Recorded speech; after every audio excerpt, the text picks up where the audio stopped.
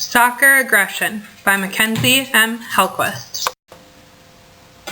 According to Van Dossum et al. 2016, youth soccer is a highly competitive environment.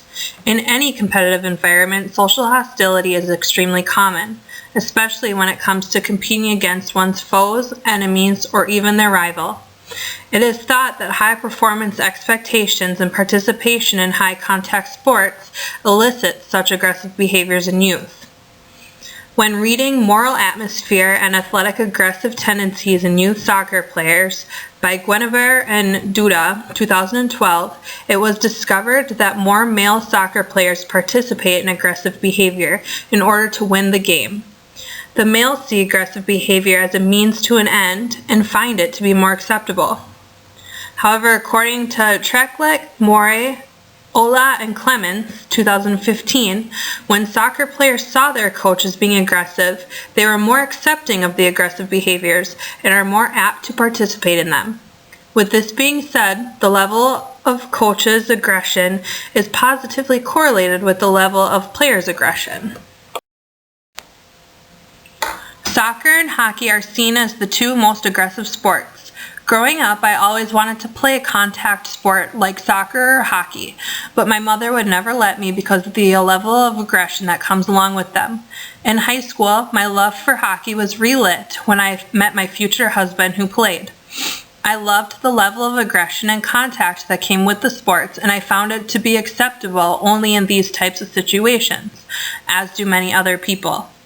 When it came to his behavior, I noticed that on the ice he was aggressive and played hard, to whereas off the ice he was the complete opposite, very friendly and peaceful. I attributed this to him having the outlet that he did in hockey, especially because when it came time for us to graduate, he no longer had this outlet and his behavior changed.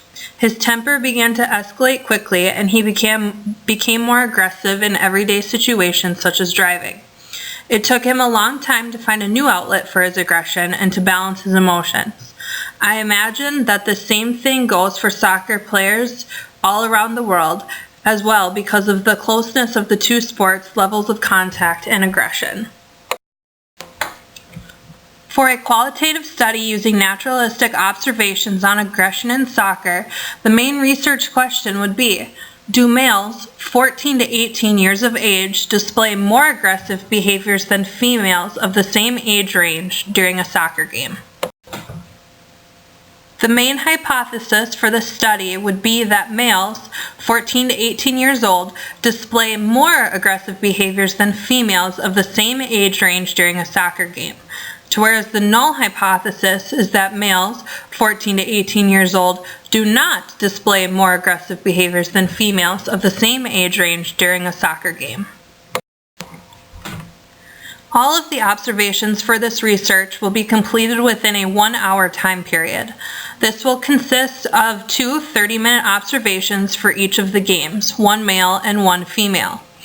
Here, aggressive behavior is operationally defined as intentionally causing harm or injury to another player or themselves by intentionally hitting other players with body parts such as elbows, hips, shoulders, hands, knees, and feet, as intentionally using hateful terminology such as "you stink" or profanity. Number of times a referee has to call a foul or penalty on each individual and team, and intentionally throwing or kicking the ball or another object forcefully because the other team got a goal or the player did not feel like they played their best.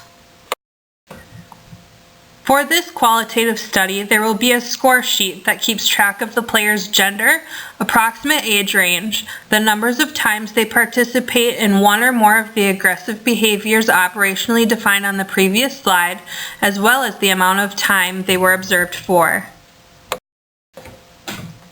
Once the naturalistic observations are completed, a final analysis will be done using the statistical package for the social sciences, more commonly known as SPSS. This final analysis will include statistics on the differences in aggression when it comes to gender and possibly even age range, as well as the amount of aggression that the soccer players participated in on a collective level. With everything I have learned over this past week researching aggression in soccer, I feel as though I can confidently say that soccer is an aggressive sport no matter what gender, age, or level of experience you are studying. There will always be some type of aggressive behavior to observe. I feel that my qualitative research could add to what is already out there because it seems as though in the newer research, the gender differences are not as prevalent as they once were. I would like to prove this one way or another. Thank you so much for listening to my research on aggression in soccer. I really appreciate it, and I hope you enjoy the rest of your day.